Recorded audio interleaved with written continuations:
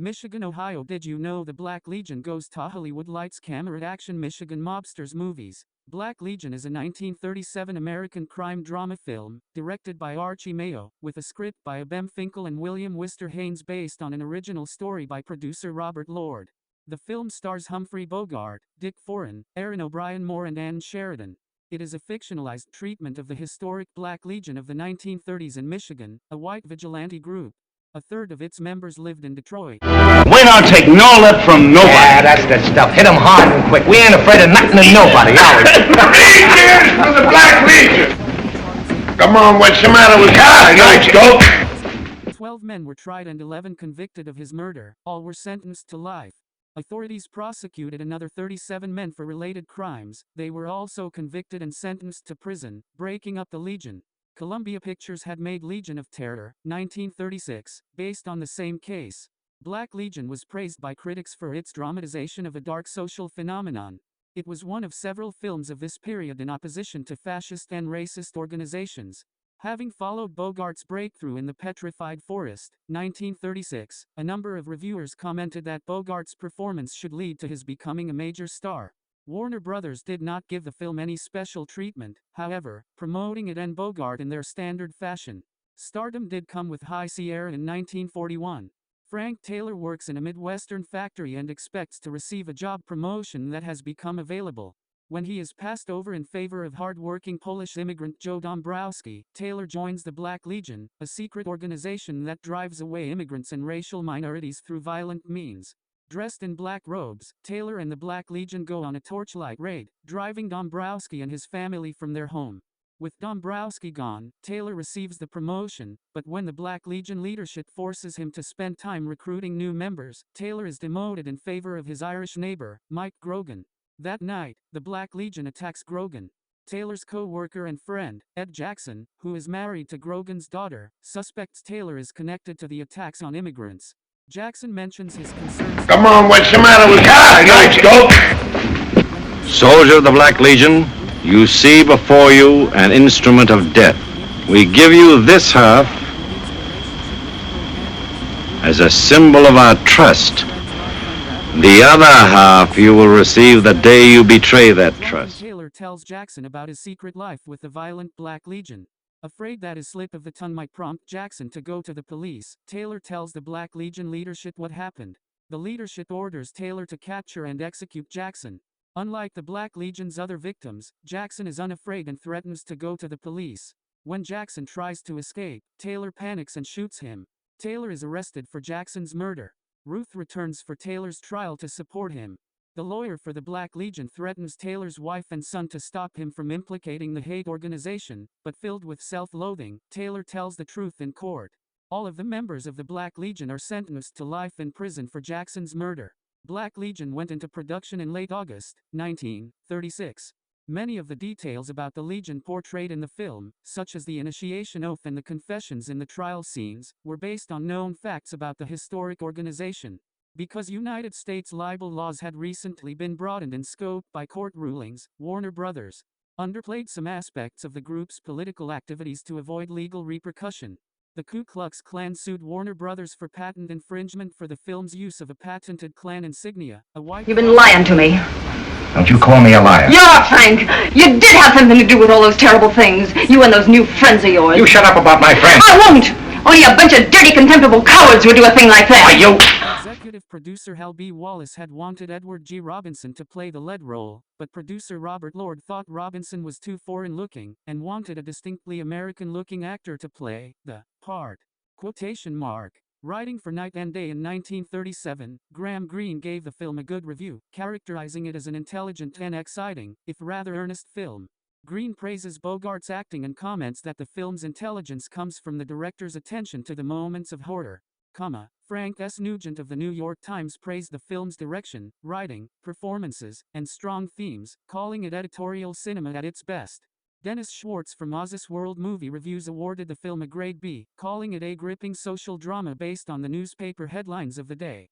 TV Guide gave the film 3 out of 5 stars, calling it a grim, often brutal film, while criticizing Bogart's performance as being unsympathetic and Sheridan's role as thankless. Robert Lord's original screenplay received an Academy Award nomination in 1937, but lost to William Wellman and Robert Carson's work for A Star is Born. The National Board of Review named Black Legion as one of the 10 best films of 1937, and Humphrey Bogart as one of the best actors of the year for his work in the film. It was one of a series of anti-fascist films in this period that addressed the dangers to society from groups that opposed immigrants, especially Catholics and Jews, Asians, and blacks, showing that fascism and racism resulted in similar crimes against humanity. Quotation mark. Addition Movie Film Resources and References Archives. 1. Jennifer Lynn Barker, The Aesthetics of Anti-Fascist Film, Radical Projection, New York, Routledge, 2013, pages 64-65. 2. Tattara, Paul, December 7, 2006. They'll kill me for telling you. Them Black Legion guys don't fool. I'm not fooling either. You're gonna quit that gang. I can't get out. Nobody ever lived to get out of the Legion. Stop him! Don't let him get away! Don't let him get away! Themes and related. All movie. Nataction LLC. Retrieved September 30, 2022. 4. Black Legion, 1937, Turner Classic Movies. TCM. Turner Classic Movies, Incorporated. Retrieved September 30, 2022. 5. TCM Overview 6. IMDb Filming Location 7. Green, Graham, July 8, 1937. Black Legion Night Must Fall Top of the Town, The Last Train from Madrid. Night and Day, reprinted in Taylor, John Russell, ed. 1980. The Pleasure Dome. Oxford University Press pp. 151-154. ISBN 0192812866, 8. Nugent, Frank, January 18, 1937. The Screen, The Strand's Black Legion is an eloquent editorial on Americanism. Conflict opens at the Globe. At the Globe, The New York Times. The New York Times. Retrieved January 24, 2019. 9. Schwartz, Dennis. Black Legion. Sover.net. Dennis Schwartz. Archived from the original on December 12, 2017. Retrieved January 24, 2019. 10. Black Legion, Movie Reviews and Movie Ratings. TVGuide.com. TV Guide. Retrieved January 24, 2019. 11. 1937, 10th. Permanent dead link, on Ampus website 12. Almovie Awards. Wikimedia Commons has media related to Black Legion, film. Black Legion at the American Film Institute Catalog. Black Legion at the TCM Movie Database. Black Legion at AllMovie. Black Legion at IMDb. Related articles. Storm Warning, 1950 film, 1951 film by Stuart Heisler. The Time, The Place and the Girl, 1946 film, 1946 Technicolor film by David Butler. Legion of Terror, 1936 film by Charles C. Coleman. We have a fight that's common to all of us against an enemy who is common to all of us.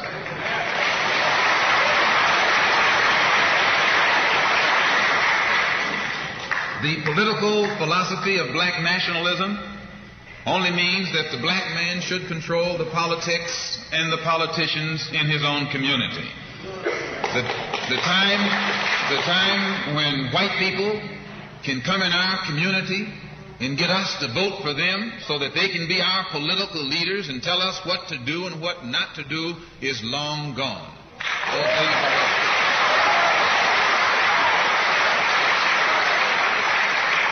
By the same token, the time when that same white man, knowing that your eyes are too far open, can send another Negro into the community, get you and me to support him so he can use him to lead us astray, those days are long gone.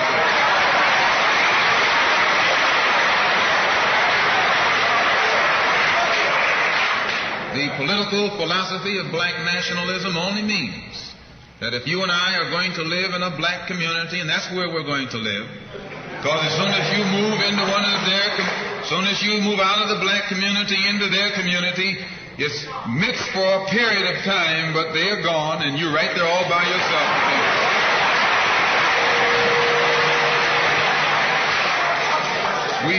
We must understand the politics of our community, and we must know what politics is supposed to produce. We must know what part politics play in our lives.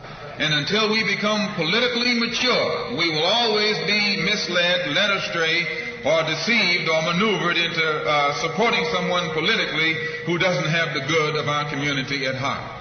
So the political philosophy of black nationalism only means that we will have to carry on a political program of re-education to open our people's eyes, make us become more politically conscious, politically mature. And then we will, whenever we get ready to cast our ballot, that ballot will be cast for a man of the community who has the good of the community at heart. And I have a dream. My poor little children will one day live in a nation where they will not be judged by the color of their skin, but by the content of their character. I have a dream today. I must confess that that dream that I had that day has at many points turned into a nightmare. Now, I'm not one to lose hope. I keep on hoping. I still have faith in the future. But I've had to analyze many things over the last few years, and I would say over the last few months. I've gone through a lot of soul-searching and agonizing moments, and I've come to see that we have many more difficult days ahead, and some of the old optimism was a little superficial, and now it must be tempered with a solid realism. And I think the realistic fact is that we still have a long, long way to go, and that we are involved in a war. It's burned down a building, but you can't establish justice. You can murder a murderer, but you can't murder through violence. You can murder a hater, but you can't murder hate. And what we are trying to get rid of is hate and injustice and all of these other things that continue the long night of man's inhumanity to man. When we allow freedom reign, with the guns of war, it loses its social perspective, and programs of social uplift suffer. This is just a fact of history, so that we do face many more difficulties as a result of the war. It's much more difficult to really arouse a conscience during a time of war. There is something about a war like this that makes people insensitive. It dulls the conscience. It strengthens the forces of reaction, and it brings into being bitterness and hatred and violence. I think the biggest problem now is... We want to talk about the ballot or the bullet. The ballot or the bullet explains itself. But before we get into it, since this is the year of the ballot or the bullet, I would like to clarify some things that refer to me personally, concerning my own personal position. I'm still a Muslim. That is, my religion is still Islam.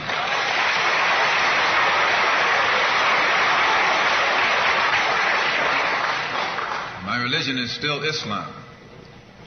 I still credit Mr. Muhammad for what I know and what I am. He's the one who opened my eyes. And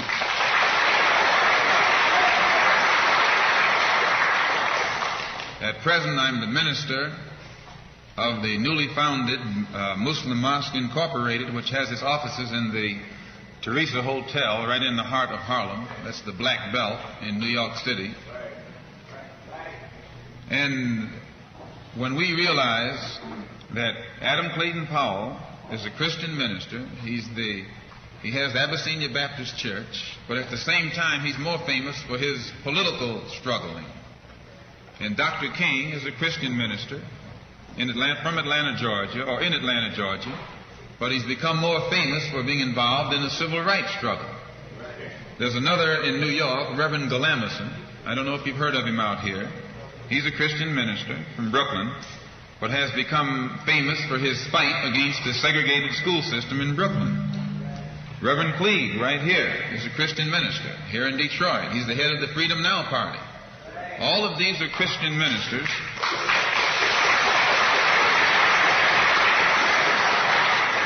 All of these are Christian ministers, but they don't come to us as Christian ministers. They come to us as fighters in some other category.